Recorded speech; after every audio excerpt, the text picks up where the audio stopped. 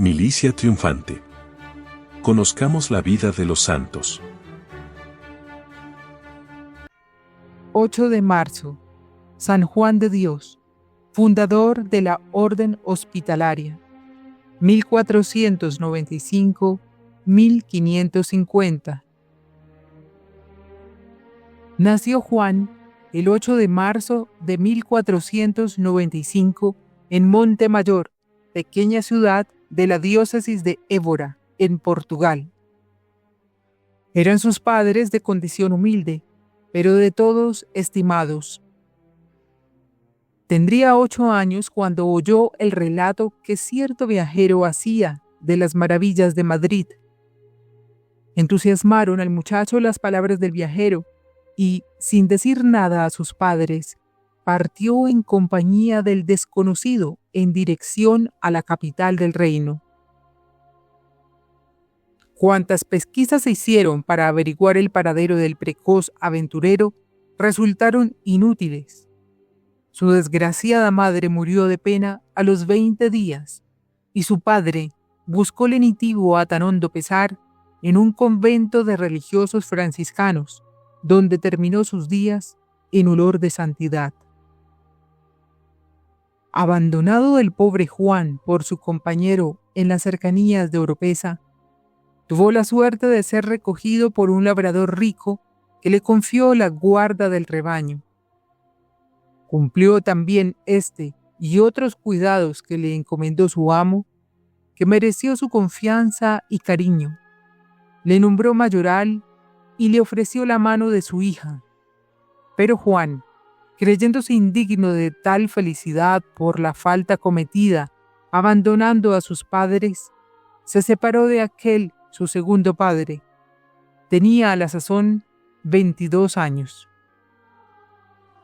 Alistóse entonces en los ejércitos de Carlos V, en la compañía enviada por el conde de Oropesa para combatir contra los franceses en Fuenterrabía. Más tarde fue también a luchar contra los turcos en Hungría. Conservóse bueno durante algún tiempo, a pesar de los malos ejemplos e incitaciones de sus camaradas, pero el respeto humano y el haber descuidado sus prácticas piadosas debilitaron su voluntad y sucumbió a las tentaciones. Un accidente le abrió los ojos. Cierto día que iba a forrajear, cayó del caballo y quedó gravemente herido, con gran peligro de ser hecho prisionero. El peligro despertó su fe, se acordó de la Virgen y acudió a ella con confianza y humildad. La Virgen atendió su plegaria y le asistió visiblemente. Juan le dijo: «Ya no rezas el rosario, por eso te ha venido esta desgracia». A los pocos días se vio en otro peligro mayor, porque Dios le quería sembrar de espinas y abrojos los caminos anchos del mundo, para que siguiese la senda estrecha de la perfección a que le llamaba. La buena opinión que se tenía de su fidelidad le ocasionó su riesgo, porque movido por ella, un capitán le encargó que guardase una presa que había quitado al enemigo.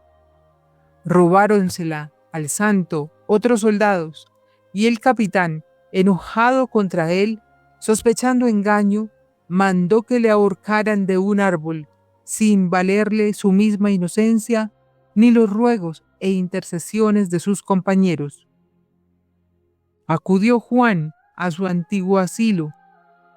La Reina del Cielo, la cual le sacó de aquel riesgo, porque al llevarle al suplicio, un caballero que acaso errando el camino, pasó por aquel campo, viendo que querían ajusticiar al soldado, y entendiendo las causas, suplicó al capitán que le perdonase la muerte, y él se la conmutó en destierro del campo, no sin particular providencia de Dios, que de este modo le quiso sacar del peligroso estado de la milicia.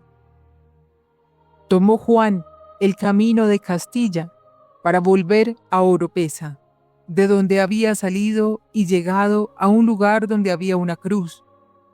Se hincó de rodillas delante de ella y se puso a orar, dando gracias a Dios por los beneficios recibidos, pidiendo perdón de los pecados pasados y proponiendo la enmienda en lo porvenir. Como le faltasen las fuerzas por llevar 2 días sin probar bocado, cayó desmayado en tierra, mas al volver del desmayo, vio cerca de sí 3 panes y un vaso de vino, y no presumiendo que podría hacer cosa sobrenatural, ni sabiendo quién lo había puesto allí, atemorizado con el peligro pasado, no se atrevió a tocarlo hasta que, levantando las manos y los ojos al cielo, empezando a decir el Padre Nuestro, al llegar a aquellas palabras, el pan nuestro de cada día dánosle hoy, oyó una voz que le dijo, come y bebe, que para ti se ha traído este pan y vino. Confortado con el pan y vino, prosiguió su ruta y llegó a Oropesa, donde llegado a la casa de sus amos, volvió a tomar el oficio de pastor que había dejado por el de soldado. Viniéronle grandes deseos de volver a su patria, y regresó a Portugal para obtener perdón de sus padres antes de emprender la vida de penitencia a que se había resuelto.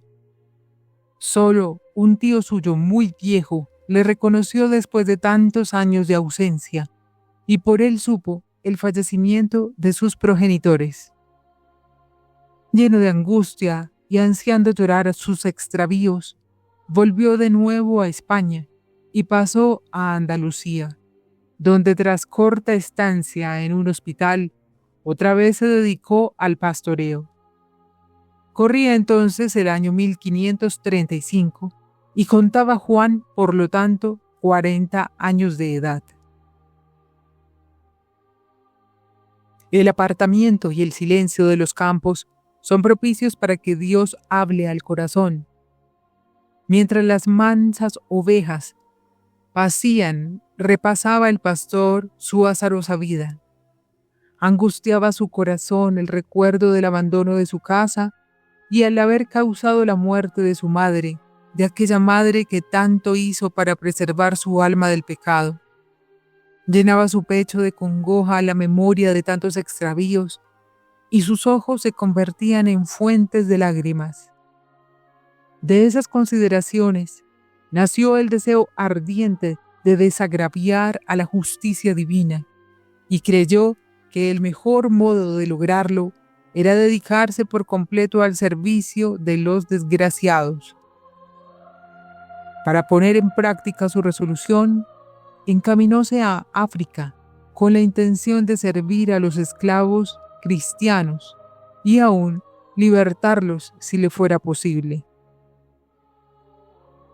Alentábale también la esperanza del martirio, pero en Gibraltar se halló con la familia de un gentil hombre portugués que, despojado de sus bienes por el rey Don Juan III de Portugal, se encaminaba a Ceuta. Compadecido de su estado, ofrecióse a servirle gratuitamente, vendió lo poco que tenía para socorrerlo y se hizo peón de albañil para remediar su propia indigencia. El gozo que experimentó en el ejercicio de la caridad fue tan grande que, renunciando a la esperanza del martirio y aconsejado por su confesor, se reintegró nuevamente a España para ser ya en ella definitivamente un pobre al servicio de otros pobres. Cuéntase que durante la travesía se levantó violentísima tempestad y creyéndose Juan que era él la causa de aquella tormenta, díjolo a los marineros y les mandó que le arrojasen por la borda. Dieron fe los sencillos marineros a aquellas manifestaciones de Juan y ya se disponían a ejecutar su deseo cuando éste pidió unos momentos para rezar. Hincóse de rodillas y al instante se apaciguó el mar y pudieron terminar la travesía con la mayor bonanza. En Gibraltar se hizo buhonero.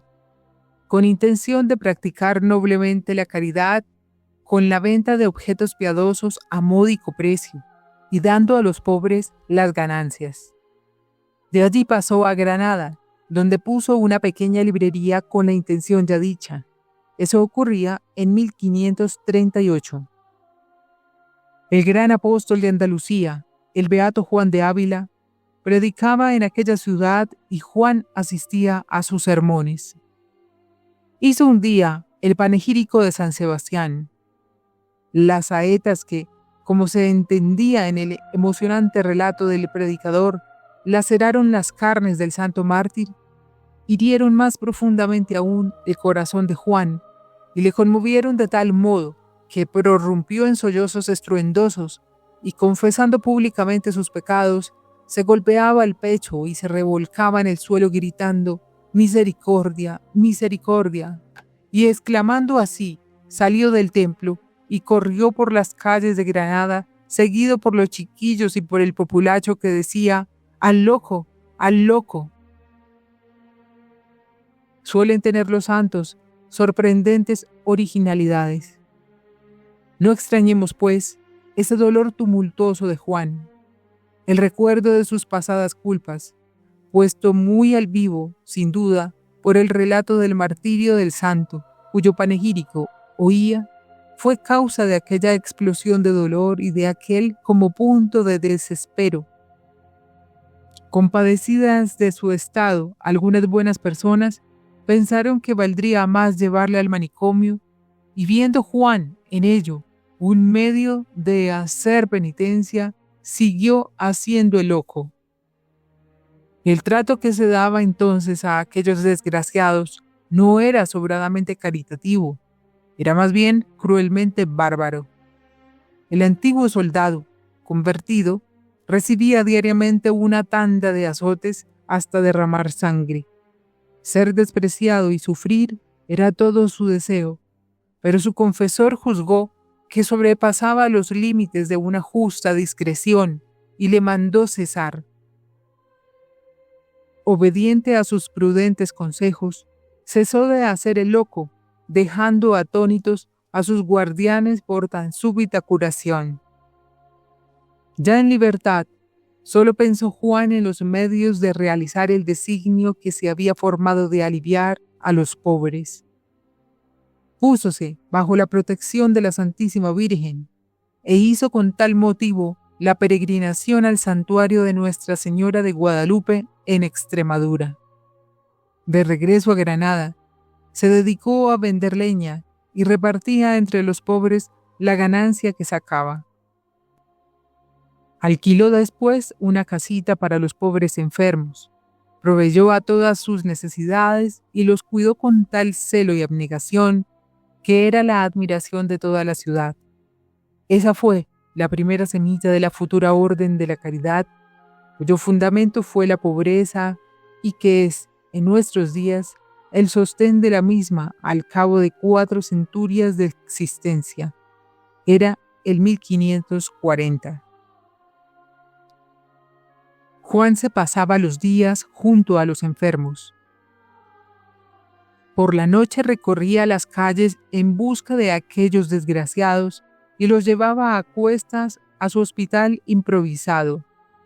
Tenía además que pedir limosna y comprar lo necesario para el alivio de sus protegidos. ¿Cuántas veces le vieron los granadinos atravesar sus calles con un atado de ropas viejas al hombro o con una cesta al brazo llena del pan que las gentes caritativas le daban para sus pobres? El amor que les profesaba le hacía ingenioso. Un día se puso a gritar con todas sus fuerzas en medio de la plaza pública: «Haceos bien, hermanos, por amor de Dios, haceos bien a vosotros mismos». Todos le entendieron y llovieron limosnas en abundancia. El obispo de Tuy, que era presidente de la audiencia de Granada, le apreciaba extraordinariamente. Un día le dijo: «Te llamarás en adelante Juan de Dios». Y así fue. Quiso también que llevase un hábito religioso aunque Juan no había tenido idea de fundar una orden religiosa. La que lleva su nombre no se constituyó hasta después de su muerte. Cierto día, sin saber cómo, se produjo un violento incendio en el hospital. Desafiando las llamas avivadas por el viento, Juan salvó uno tras otro a todos sus enfermos, transportándolos a lugar seguro. No satisfecho con ello, quiso salvar también muebles y camas, arrojándolos por las ventanas, pero de improviso, un torbellino de llamas le rodea y nadie cree que haya salvación para él. Todos le tienen por perdido, y la triste nueva corre de boca en boca, cuando por un prodigio de la providencia se le ve salir sano y salvo de entre las llamas, sin más que sacar chamuscadas las cejas, como testimonio del milagro que en su favor ha obrado el Señor. Como si las llamas que le rodeaban nada pudiesen con el fuego ardentísimo del amor de Dios y del prójimo que en su pecho ardía. En el decreto de su canonización hizo constar la Iglesia tan sorprendente milagro. Era demasiado activa la caridad de Juan para contentarse con el cuidado de los enfermos recogidos. Socorría también a los obreros parados, a los estudiantes sin recursos y aún a los monasterios necesitados, pero siempre con el secreto designio de llegar a las almas a través de los cuerpos. Tal es, en efecto, la ley fundamental que preside su obra. Las pobres gentes extraviadas eran objeto de cuidados especiales y muchísimas llegó a sacar del atolladero. Un día, una de esas desgraciadas mujeres le injurió al pasar, llamándole santurrón, hipócrita y otras lindezas por el estilo. Juan le dio dinero y le dijo: «Toma, vete a gritar en la plaza pública todas estas injurias que me has dicho aquí». Tan feliz se sentía este hombre generoso que, superior a todos los oprobios como el apóstol, gozaba al ser despreciado por Jesucristo. Bien llevaba el nombre de Juan de Dios, que el obispo de Tuy le había dado. A esa inalterable paciencia unía el mayor desinterés. Citaremos un caso. En cierta ocasión, halló al marqués de Tarifa, don Enrique, jugando con otros señores, y entre todos le dieron de limosna hasta 25 ducados. Por la tarde de aquel día, se disfrazó el marqués, y fingiendo ser un gentil hombre desgraciado, acudió a Juan diciéndole: «Padre mío, vea mi triste situación. Me ha abandonado la fortuna y de gran señor he quedado reducido a la triste situación de mendigo. Tenga la caridad de socorrerme». «No desconfíe de aquel que a nadie abandona», respondió Juan. «Aquí tiene lo que acaban de darme», y le entregó los 25 ducados. Muy edificado de aquel acto de generosidad, refirió el marqués a sus amigos lo ocurrido. Devolvió después la limosna al hombre de Dios y en adelante le socorrió en todas sus necesidades.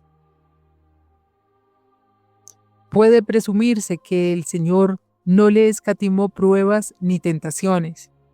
Para animarle y confortarle, apareciósele Jesucristo en varias ocasiones. Mientras se hallaba un día rezando ante el crucifijo, presentósele el Señor en compañía de su Santísima Madre.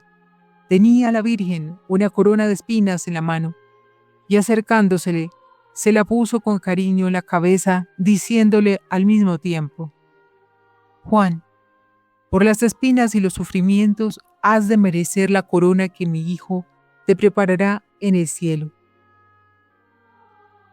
Los dolores que entonces sintió fueron acervísimos, pero abrazado en amor contestó: «Madre mía, vuestras espinas son mis rosas y esos sufrimientos mi paraíso». En otra ocasión, halló a un enfermo casi moribundo. Cargóselo a cuestas, lo llevó al hospital, lo acostó y le lavó los pies. Al ir a besárselos, vio con sorpresa que estaban taladrados como los de Jesucristo, y levantando los ojos hacia el enfermo, reconoció en él a nuestro Señor, que complaciente le miraba. Al cruzarse sus miradas con las de Juan, le dijo Jesús: Juan, todo lo que haces a los pobres, a mí me lo haces. Sus llagas son mis llagas, y a mí me lavas los pies cuando a ellos se los lavas. 13 años de continuado y abnegado servicio a los pobres, con un régimen de vida agotador, con poca o mala alimentación de cebollas cocidas, con ayunos continuos y prolongadas vigilias, acabaron por rendir a aquel valiente atleta de la caridad. Acudió a visitarle la piadosa y compasiva dama, doña Ana Osorio, y conoció al instante que estaba próximo a su fin. Hallábase el moribundo en lamentabilísimo estado, acostado sin desnudarse los hábitos, en una estrecha celda cubierto solo con una capa vieja y teniendo por almohada la cesta en que recogía las limosnas, y que había puesto en vez de la piedra que siempre había tenido. La caritativa señora hízole llevar a su casa para poder cuidarle. El moribundo pidió le leyesen la pasión de nuestro Señor Jesucristo, escrita por San Juan. Cuando terminaron la lectura, suplicó acudiese uno de sus colaboradores llamado Antonio Martín para recomendarle todos sus protegidos, es decir, los enfermos, los pobres, las viudas, los huérfanos, y satisfecho ese impulso de caridad, pidió que le dejasen solo. Entonces se levantó, se puso el hábito religioso y postrándose de rodillas, estuvo largo rato en oración. Acudieron a él al oírle exclamar: Jesús, Jesús, en tus manos encomiendo mi espíritu. Y de tal forma, con el crucifijo en las manos, expiró. Era el 8 de marzo de 1550. Sus funerales, según testimonio de un escritor contemporáneo, fueron un verdadero triunfo. Beatificóle Urbano VIII en 1630 y le canonizó Alejandro VIII el 16 de octubre de 1670. Pero la bula de su canonización fue promulgada por Inocencio XII el 15 de julio del siguiente año 1671. Clemente XI fijó su fiesta el 4 de mayo de 1714 con rito de semidoble. Inocencio XIII elevó dicha fiesta a rito de doble el 24 de abril de 1722. Fue declarado patrono universal de los enfermos, hospitales y enfermeros por León XIII el 15 de mayo de 1886, y el mismo sumo pontífice mandó incluir su nombre en las letanías de los agonizantes. Sin duda ninguna, vio San Juan de Dios con luz profética los aumentos de su orden, que han sido maravillosos y propios de la mano del Señor, que ha echado su bendición a la obra de su siervo. También parece que previó el santo pontífice Pío V, con luz soberana, los frutos que había de dar esta religión plantada en el paraíso de la Iglesia como árbol de vida y de salud, cuando teniendo noticia de su instituto dijo: bendito sea Dios, que vemos en nuestros tiempos una religión tan necesaria en la Iglesia y que tanto provecho ha de hacer en ella. Confirmóla por bula despachada el 1 de enero de 1572, dándole la regla de San Agustín y concediéndole muchos privilegios que han aprobado y confirmado después otros sumos pontífices. Tiene esta orden gran número de casas en muchas naciones y en todas partes se curan innumerables enfermos de diversas enfermedades, con increíble solicitud de los hijos de San Juan de Dios, por lo cual les espera gran premio y particular honra el día del juicio, cuando Cristo dé el galardón a sus escogidos, porque si ha de decir a los buenos: venid, benditos de mi Padre, a poseer el reino, que os tengo preparado porque tuve hambre, tuve sed, estuve enfermo. ¿A quién toca más esta bendición y esta honra que a los que, por instituto y profesión, no solo visitan a los enfermos, sino que los tienen en su casa para curarlos, servirlos y regalarlos con mayor amor que si fueran padres de cada uno, y con mayor solicitud que si fueran sus siervos, porque lo son de Cristo, a quien sirven en los pobres? Si el que diere un vaso de agua por amor de Dios obtendrá recompensa, ¿qué cantidad de méritos adquirirán los que consagran su vida entera a la práctica de todas las obras de misericordia? ¿Y qué consuelo han de sentir los que con sus limosnas cooperan a esa obra divina tantas veces ensalzada en las páginas del Evangelio? San Juan de Dios, ruega por nosotros. Ave María Purísima, sin pecado concebida. Ad maiorem Dei gloriam.